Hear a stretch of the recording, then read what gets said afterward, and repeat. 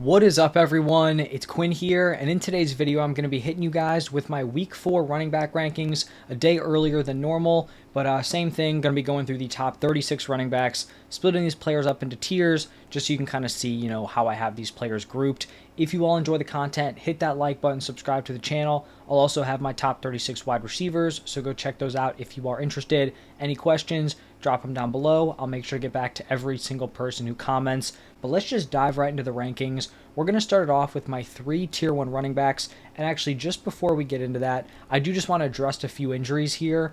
And kind of just talk about like how I'm dealing with these rankings. So these are the players that I'm going to be assuming are playing. Aaron Jones, David Montgomery, Justice Hill. Aaron Jones and David Montgomery, both kind of tough reads at this point. Short week playing on Thursday Night Football, but it seemed like both had a potential chance to play in week 3. So for these rankings, I'm going to be assuming those guys are playing.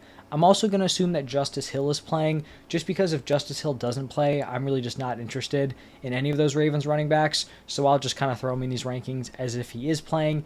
And then at this point, I'm going to assume that Austin Eckler is out. He could end up playing, but if he is active, then you just fire him up no matter what. So now getting into those tier 1 running backs, 3 guys here: Christian McCaffrey, Tony Pollard, and Bijan Robinson. CMC has been the clear-cut running back 1 through 3 weeks. Expect him to, pretty much stay up there. Then we're going to have Tony Pollard. He has put together some monster workloads through 3 weeks. Think that continues here against the Patriots. He's up there. And then Bijan Robinson, coming off of his first down game, but I still think he firmly belongs in this tier 1 area. Now pivoting into tier 2, this is going to be a 4-man tier. We have Travis Etienne, Saquon Barkley, Josh Jacobs, and Kenneth Walker. Also should have mentioned these rankings are going to be assuming that Saquon Barkley is good to go. For Etienne, his role has been super solid, pretty much getting everything but the goal line work in this offense. I think that's a nice role to have. For Saquon, he is dealing with that high ankle sprain, but he's returned quickly from some of these injuries in the past. I think he probably gives it a go this week. Maybe he's slightly limited, but I don't think they would fire him up and give him like a super reduced workload. So if he doesn't play, obviously he's on your bench. And if he does play, I think you fire him up as a running back 1. Now, people may be surprised that Josh Jacobs is all the way up here at number 6, and it really doesn't feel great, but I think that's kind of where we're at with the running back position. Like, the running back 1s just feel significantly weaker than what we've had in previous seasons. Josh Jacobs' workload has been fine. It's been solid. He just hasn't gotten into the end zone, and the efficiency hasn't been great. I think this is a decent opportunity to kind of get right here against the Chargers. And if someone's going to full-blown panic on Josh Jacobs, I'm even willing to buy him, and I was low on him heading into the season because I still have some concerns that if he, picks it up and starts balling out and the Raiders aren't in contention, that he could just end up packing it up. But at this point, his value may be so low that it could be worth it to just go out and buy low. And then the final player in this tier, Kenneth Walker. We have seen Zach Charbonnet start to eat into Kenneth Walker's workload, which is why it feels kind of gross having him as like a mid-tier RB1. But like I said, just the state of the running back position. And I still think, in the short term, even long term, he should still be a really strong fantasy option. Now shifting into tier 3, going to be a pretty large tier here. Going to start it off with James Cook. Cook isn't going to have a super high week-to-week ceiling because he's just not involved on the goal line. It's like he does everything until they hit the 10-yard line, and then it's Damian Harris and it's Latavius Murray. Obviously, that's a little bit unfortunate, but from where you drafted James Cook, he has been a massive success through 3 weeks. Here in week 4, I think he's slotted in here as a locked-in top 10 running back. Behind him, I have Derrick Henry, and I thought I'd have Derrick Henry lower, but then we're just looking at the rest of these running backs, and I just couldn't drop him any lower than this. The concern here for Derrick Henry is that this Titans offense does not look good, and when this Titans offense is trailing, they pivot to use Tajay Spears. Now, Derrick Henry's workloads have been fine. This offensive line is really rough. He's just in a tough spot at this point, so I still have him as like a back-end RB1 this week, but I'm definitely not feeling great about it moving forward.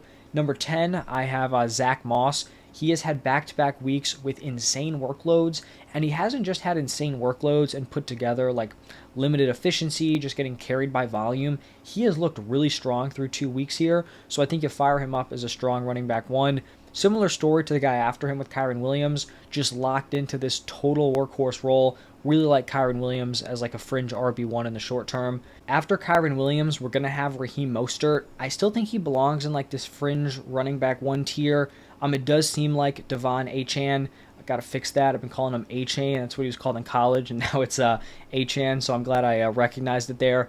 But for Mostert, I'd still say he has the slight edge in terms of this committee, but I think both of these options are going to be strong plays moving forward, and this is just like a big tier where there could be a lot of variance. So behind Raheem Mostert, have Jahmyr Gibbs. I think David Montgomery is going to suit up in this game. If Montgomery does not, you probably jump Jahmyr Gibbs in that like James Cook territory. That's probably where I'd move him to. But David Montgomery could be a little limited coming off of his injury, so who knows if they unleash him 100%. We saw them be more willing to give Jahmyr Gibbs a solid workload in week 3, so we'll see how he looks here in week 4. Then we're going to have Aaron Jones coming off of an injury.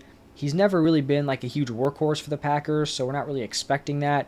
Probably play a somewhat capped role, but I still think he's a nice high-end RB2. And then wrapping up this tier with Ramondre Stevenson. Feels low for Ramondre, just a really, really tough matchup here against the Cowboys, coming off a down game. I still think long-term he's like a running back 1, but just this week I'd be a little bit weary because of the matchup. Now shifting into tier 4, a pretty small tier, it's going to be Alvin Kamara, DeAndre Swift, and Joe Mixon. Kamara coming off his suspension pretty much to a wide open running back room. I think there was some concern about, him coming back, Jamal Williams having a huge role. Maybe Kendre Miller has worked his way into this offense. The way this running back room is kind of played out with Jamal Williams now hurt and then Kendre Miller missing, I think, the first 2 weeks and then coming back in week 3, Tony Jones coming off the practice squad, kind of leading this backfield.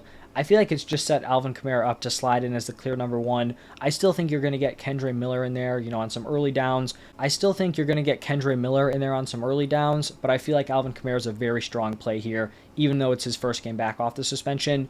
Then we have DeAndre Swift, and he was in a pretty firm split with Kenneth Gainwell, but you just look at those two guys, their production, what they were able to do with a pretty similar workload. You would think that the Eagles would look at that and say, all right, we got to start, divvying up some more touches to DeAndre Swift. He should be pulling away in this backfield. I definitely don't think it's locked in at this point, because if I did, he'd be a running back 1 for me. So he's going to be a mid-tier RB2 until we see him really separate from that committee. But I think, things are trending in the right direction for DeAndre Swift. And then wrapping this tier up with Joe Mixon. In a better matchup, Joe Mixon would probably be in that like RB1 range. Just a really, really tough matchup here against the Titans. We've seen, at least in the back-to-back weeks, Joshua Kelly do absolutely nothing on the ground. And then Jerome Ford scored 2 touchdowns in week 3, but his efficiency was just non-existent on the ground. I believe it was 18 yards on 10 carries. So a tough matchup for Mixon. You also have to factor in that this Bengals offense is struggling, so a little weary of Joe Mixon this week, but still, given the running back landscape, he's probably still a solid play in your lineups. And now moving over to a very, very large tier 5, this is really just a huge mix of a bunch of different players. Going to start it off with Miles Sanders. Really like his usage as a pass catcher. Panthers offense leaves a little bit to be desired, but I think he's an RB2. Devon Achane. Great option this week. I think some people, I've seen it in my comments, I think I talked about it in the running back start sit video, people seem to think this is like some fluky performance, and while he's not going to go out and drop a 50 bomb maybe ever again in his career, it is not a fluke that he has completely worked his way into this backfield. This is the best offense in the NFL. I believe they're leading the NFL in both passing and rushing yards. And if you're going to tell me that a rookie running back in his second career game has worked into like a 50-50 split, I'm going to be very high on Achane moving forward. So I think he's a nice running back to play. I think him and Mostert will continue to both be viable, even if they're playing together in a split. So I do like him moving forward. And then we've got Rachaad White. He really hasn't been super impressive through 3 weeks, but he's coming off his best usage in week 3. And so if they're just going to keep force-feeding him, maybe in the long term, he's not a great option this season. But in the short term, similar to some of these other running backs we've been talking about, I mean, even Alexander Mattison in previous weeks, guy like Kyron Williams, if you're going to be force-fed, you're going to be viable for fantasy. Behind him, I have Javonte Williams. His workload's been a little bit capped, still working his way back from that ACL. I think he was always going to be a guy that was peaking in the second half of the season, but he has a great matchup here against the Bears, so I do think this could be a breakout game for him. Then we have David Montgomery. If he's healthy and good to go, he should have a pretty solid workload. We saw in week 1, he really dominated the opportunities. Maybe he's able to carry that into here in week 4. Then we're going to have James Conner going up against the 49ers. Obviously a really, really tough matchup. I don't think this is like the death sentence it may have seemingly been heading into the season, right? You look at James Conner going up against this crazy tough 49ers defense. Everyone thought the Cardinals would just be terrible.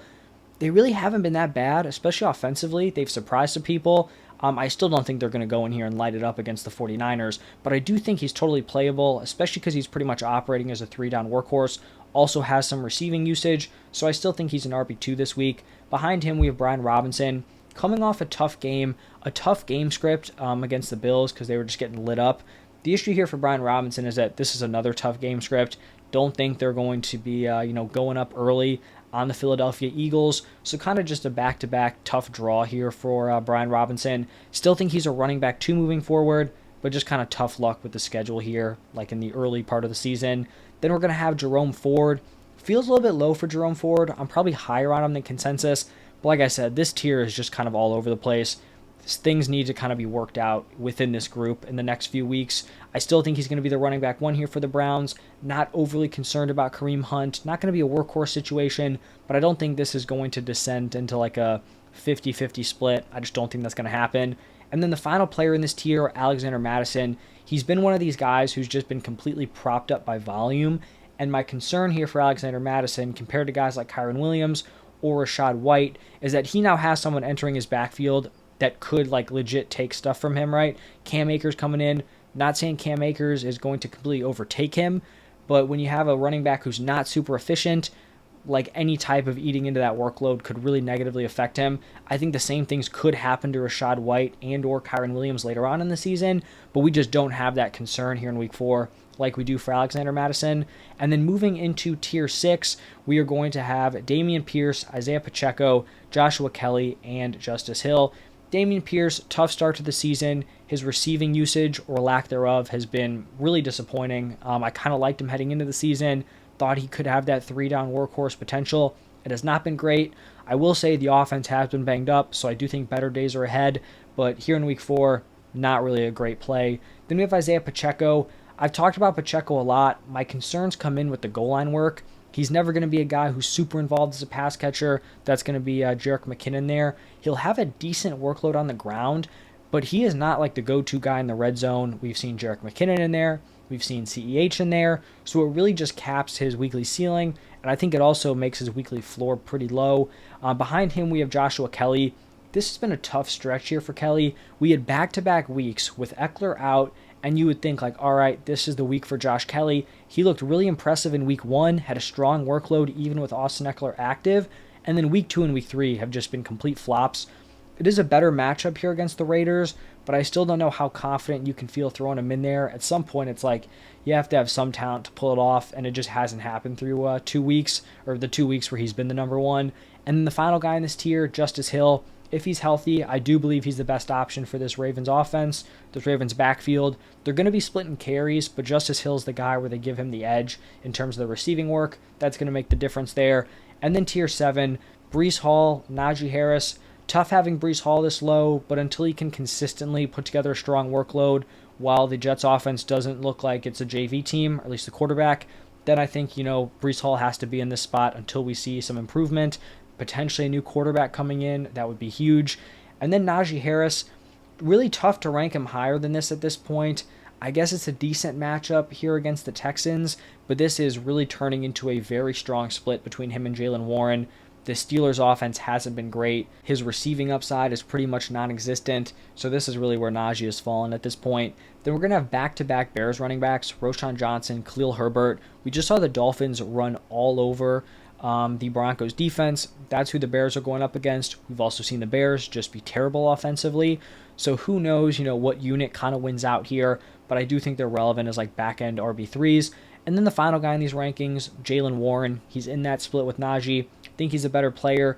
Don't think he's going to be getting the majority of the snaps, but I still think he's like a back-end fringe RB3 this week. And that's going to wrap it up for my top 36 running back rankings. Like I said at the top, any questions, drop them down below. If you're interested in my wide receiver ranks, those are going to be up today also, potentially at the time you're watching this right now. But thank you all for stopping by, and I will see you in the next one.